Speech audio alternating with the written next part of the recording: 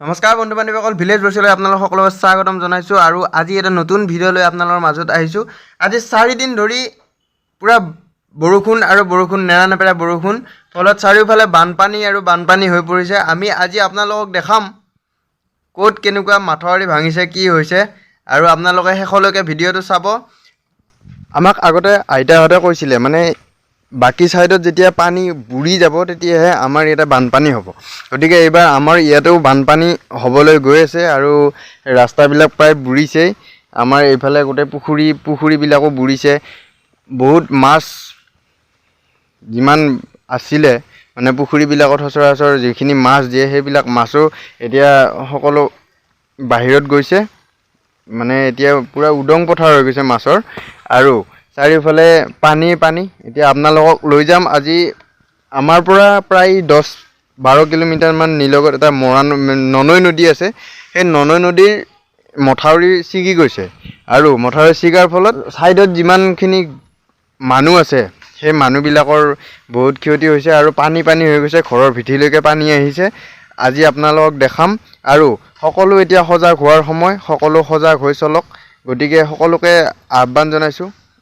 ময়ো বানপীড়িতই হয়, তথাপিতো ইয়াৰ মাজতে আপোনালোকক আহ্বান জনাইছোঁ, সকলো যাতে ভালদৰে থাকে, আৰু সৰু ল'ৰা ছোৱালীবিলাক যাতে অকলে বাহিৰত ওলাই যাব নিদিয়ে, তাৰ বাবে অভিভাৱকসকলকো মই ইয়াৰ পৰা বিনম্ৰ অনুৰোধ কৰিছোঁ। আৰু এতিয়া মই যাব ওলাইছোঁ, সেই য'ত মথাউৰি ভাঙিছে তাত যাম। আপোনালোকে চাই থাকক ভিডিঅ'টো শেষলৈকে। আহক এতিয়া ভিডিঅ'টো আৰম্ভ কৰোঁ।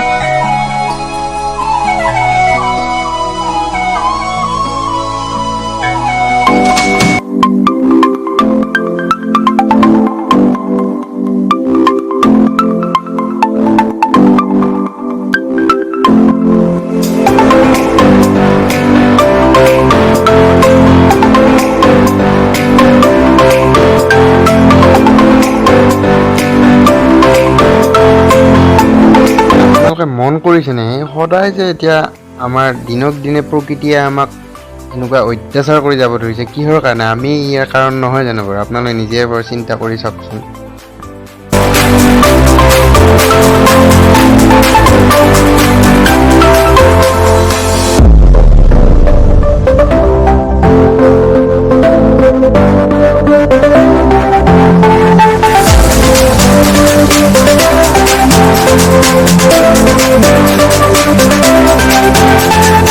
মথাউৰিটো আপোনালোকে শেষলৈকে ভিডিঅ'টো চাওক। মানুহ অহা যোৱা কৰি আছে, সকলোৱে এবাৰ চাব মন ক'ত ভাঙিছে, কি হৈছে। গতিকে সকলোৱে চাই আছে।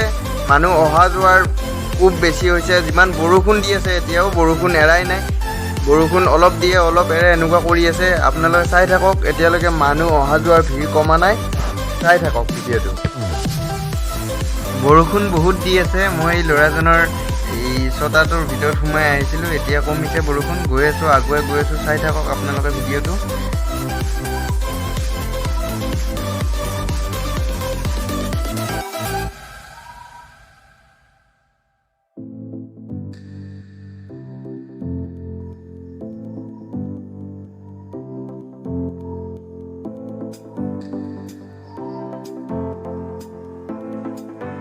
আহি পাই গ'লোঁ এইটোৱে মথাউৰিটো। চাওক না কেনেকুৱাকৈ ভাঙিছে। এইটো একদম পূৰা মানে খহি গৈ আছে। যিমানেই পানীৰ কোব বাঢ়িছে সিমানেই খহি গৈ আছে।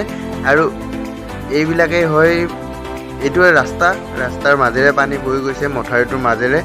আৰু মথাউৰিটো ভাঙি সিখন গাঁৱলৈকে, যিটো চাইডে গাঁও আছে সেইখন গাঁৱত পানী গৈছে।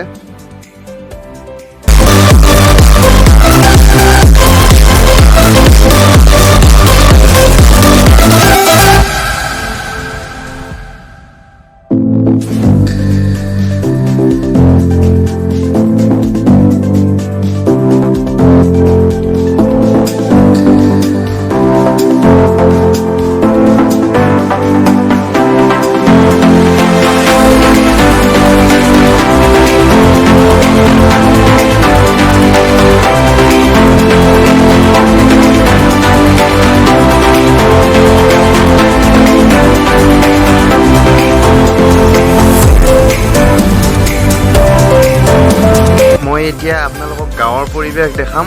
মই ঘূৰি আহি আছোঁ। এতিয়া মানুহ গৈয়ে আছে, এতিয়ালৈকে যোৱা শেষ হোৱা নাই। সকলোৰে এবাৰ চোৱা হেঁপাহ, ক'ত কি হৈছে, কি হোৱা নাই, কি মানে মনত এটা উকুল থুকুল লাগি থাকে নহয়, সেইটো চাবৰ কাৰণে সকলো মানুহ আহিছে। এই ৰাস্তাটো মানে অৱস্থা বহুতেই বেয়া হৈছে, এইটো ৰাস্তা নহয় একচুৱেলি মথাউৰি।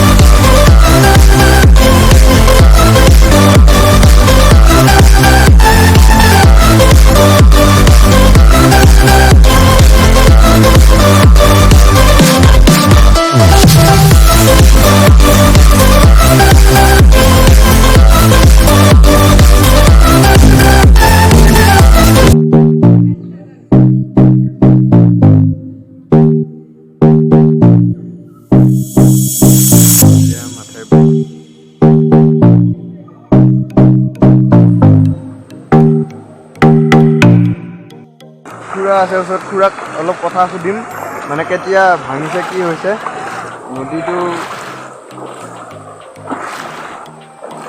খুৰা এখন আপোনালোকৰ ঘৰ নহয় জানো? অঁ, এই কেতিয়া ভাঙিছে বানটো? ৰাতি 2:30 বজাত ভাঙিছে। এতিয়া ইয়াতে কিমান ঘৰ মানুহ আছিলে? ইয়াতে এইখিনিত আমাৰ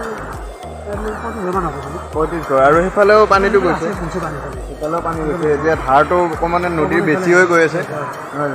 এতিয়া আপোনালোকৰতো খোৱা লোৱা একো হোৱা নাই? হয়, ঠিক আছে বাৰু।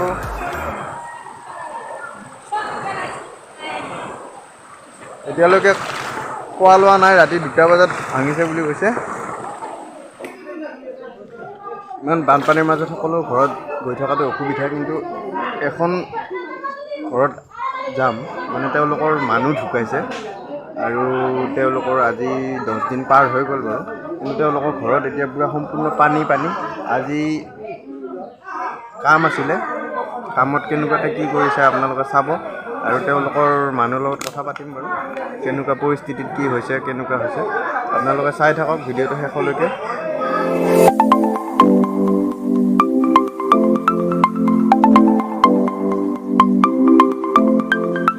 আপোনালোকৰ ঢুকুৱা কিমান দিন হ'ল? আজি 13 দিন হ'ল। 13 দিন? হয়, এতিয়া কেনেকুৱা অসুবিধা পাইছে, কি পাইছে? বানপানীত পাইছোঁ অসুবিধা বহুত, কাম কাজ একো কৰিব পৰা নাই। হয়, শ্ৰাদ্ধ কৰিব মানে পানীৰ ওপৰত শ্ৰাদ্ধ কৰিছোঁ। হয় হয়, আৰু গোটেই আহি হয় কিবা কৰি আমাৰ উদ্ধাৰ কৰাৰ ব্যৱস্থাটো কৰিছে। হয়, এতিয়া গোটেই গাঁওখনতে পানী হৈ গৈছে। গাঁওখনতে পানী, ক'তো আহিব নোৱাৰি, ভেল লগা হৈছে, নাইবা আমাৰ নাও লগা হৈছে। হয়, ঠিক আছে বাৰু। আমাৰ দেউ আহিছে, আমি দেউৰ ওচৰত যাম এতিয়া। মানে দেউ নহ'লে আমাৰ কোনো কাজৰে উদ্ধাৰ নহয়, গতিকে আমি দেউৰ লগত কথা পাতিম। দেউ, ইমান পানীৰ মাজতে যে আপুনি আহিছে, আপোনাৰ কওকচোন বাৰু, এতিয়া বানপানীৰ বিষয়ে কি ক'ব আপুনি? ৰাইজক কি সজাগতা কৰিব আপুনি অলপ? ৰাইজৰ মানে সজাগতা হ'ল, মই এইটো কৰ্ম আছোঁ, হয়, মানুহ উদ্ধাৰ কৰা কৰ্ম, হয়, উদ্ধাৰ কৰা কৰ্ম বুলি মই সেই হিচাপে আহিছোঁ। পানীত পৰি হ'লেও আহিছোঁ, মোৰ ঘৰৰ চোতালতো পানী বৰ্তমান। হয়, ৰাইজৰ লগত মিলি থাকিব লাগিলে বোলে এটা মন্দিৰ বোলে বাকীখিনিও হ'ব লাগে। হয়, চব ৰাইজৰ লগত আহিছোঁ বোলে, উদ্ধাৰ কৰি দিওঁ, কাজ কৰ্মখিনি শেষ কৰিলোঁ, মাহ ভাষাত ভাঙিলা। আছোঁ মোটামুটি। ঠিক আছে বাৰু।